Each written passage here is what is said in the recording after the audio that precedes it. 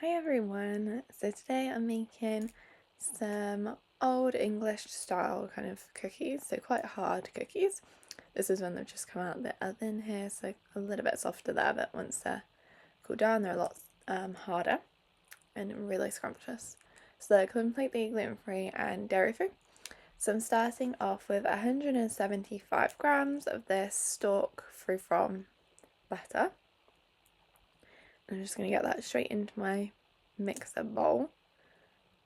And I'm using the beater attachment today. This is the stalk fluffy butter, but you could use the harder butter too, the block butter. Both of them I think are completely gluten and dairy free, so both really great substitutes for dairy. So yeah, I'm just getting 175 grams of butter into my bowl. I will write the ingredients you need in the description below as well, just in case you forget. Next, I'm going to add my sugar. So we're going to do two types of sugar. I've got golden caster sugar and white caster sugar. So this is the white caster sugar. I'm doing 75, not 75, I'm doing 70 grams of white sugar. And then I'll also add 70 each, 70 grams of the golden caster sugar.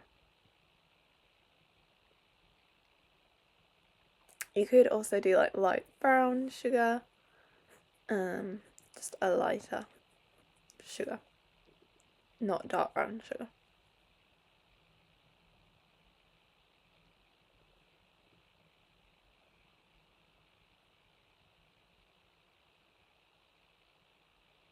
So once we've got that, we just need to add in a little bit of salt as well. I'm just going to freshly grind some salt into it. I don't know, about a teaspoon or so, a nice amount. And then we'll get that on to beat in the mixer. So I'm just going to mix it for about a minute. I've just sped up it in this part, and then we'll add our next ingredients. So next you're going to need 2 eggs. So I'm just going to wipe down the beater as well, add that back in.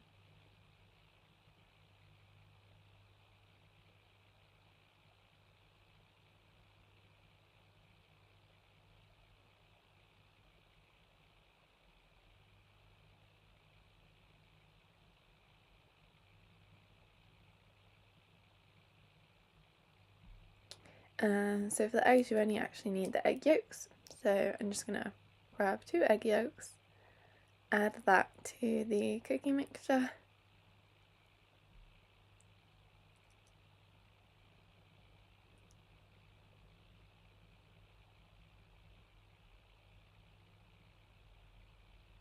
You could save the whites and make like a meringue out of it or something, but I didn't. And then I'm just going to add a bit of vanilla. This is vanilla extract. You could also do fresh vanilla or vanilla bean paste if you wanted more kind of depth of flavour. I'm just going to use some vanilla extract, about a teaspoon or so, for a generous dash of vanilla. And then I'll mix that again for about a minute until it's combined.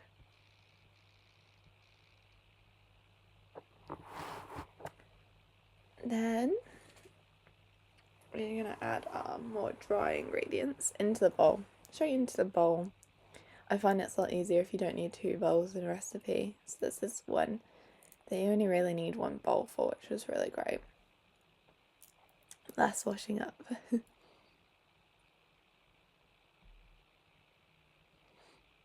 So next to that, I'm going to add my flour. I'm using 305 grams of Dove's plain flour, Dove's Farm plain gluten-free flour. Use whatever gluten-free flour you're used to, as long as it's a plain flour. But yeah, I'm used to the Dove's Farm one. Then I'm just going to add about half a teaspoon of xanthan gum to stop these cookies completely crumbling apart when you take a bite out of them.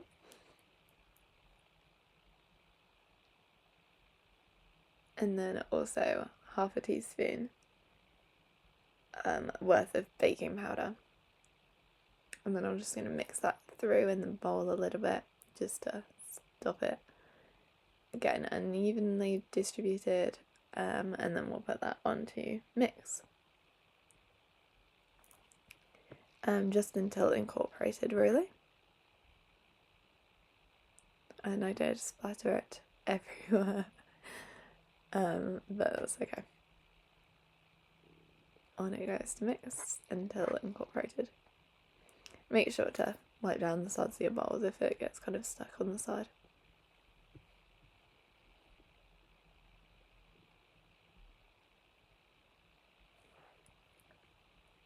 Then lastly, once that's all mixed through, you just need to add whatever additions you want in your cookie. I'm doing chocolate chip style, like I said, kind of old English style chocolate chip cookies. But if you instead want a different flavour of cookie, you can just add different addings. So you could do maybe like berries, you could do nuts. I'm trying to think of what else you could add. White chocolate chip instead. I'm using two types. I'm using milk chocolate and dark chocolate. So this is just some dairy-free milk chocolate buttons. I did try and smash them with my salt shaker. It did not work. I had to give in and cut them anyway. So this is me thinking that I'm doing an easy way out of chopping them up. And in fact, I did not. So I had to cut them. So I just grabbed an old plate and a knife and went to town chopping these chocolate buttons, which kind of spray everywhere because they're buttons. These are just, I think, just the Tesco brand chocolate buttons, milk chocolate buttons, dairy-free and gluten-free. And then to that, I'm also going to add, like I say, some dark chocolate.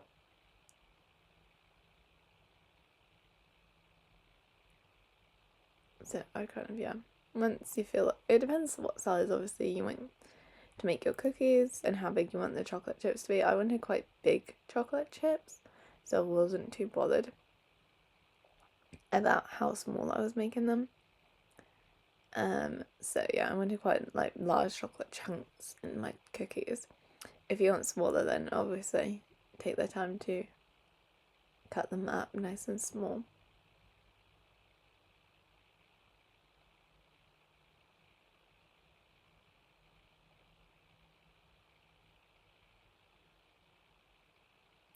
So I decided that's probably good enough. Chuck that in.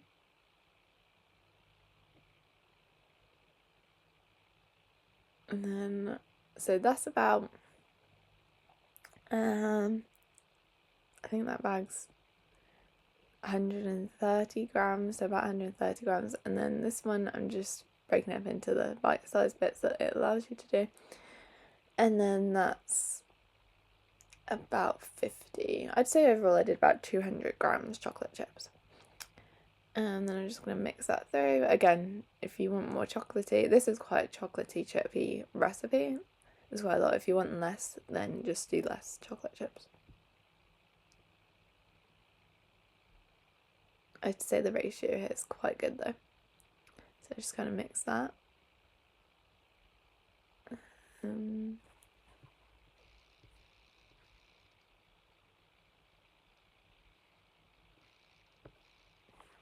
Then once that's mixed through, you want to get them onto a lined baking sheet.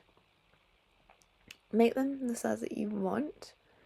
But I think the size I did was pretty nice size in terms of what you'd usually get at a tea shop if you had a cookie on the side of your like tea or coffee.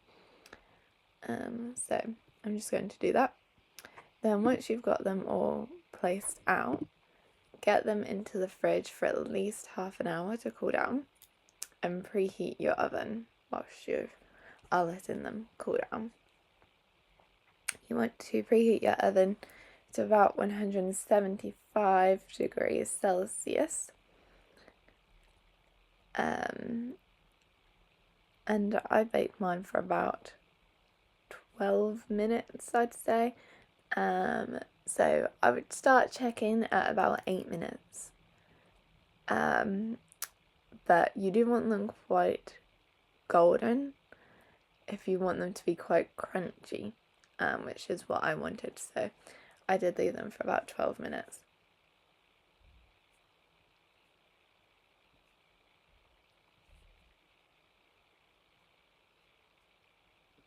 But it's really important to put them in the fridge. Otherwise, they kind of just go everywhere. They kind of flood into each other.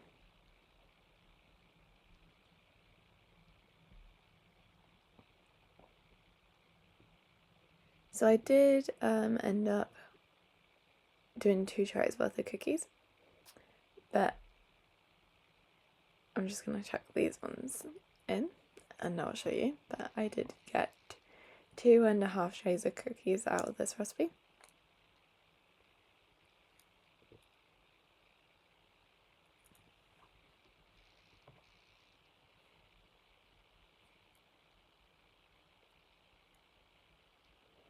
So yeah, once they're cooled for 30 minutes, I then chuck them in the oven for about 12 minutes at 175 Celsius. This is them fresh out the oven, looking very delicious. This is them kind of just sat on the plate, again looking very delicious. And this is the first batch, the tray that I showed you that I put in, and this is them. And like I say, fresh out the oven, they're quite soft, but they do kind of crisp up once they're cooled, and they're super, super yummy. So I hope you enjoy this recipe. Let me know how it tastes, and I'll see you next time. Thank you. Bye.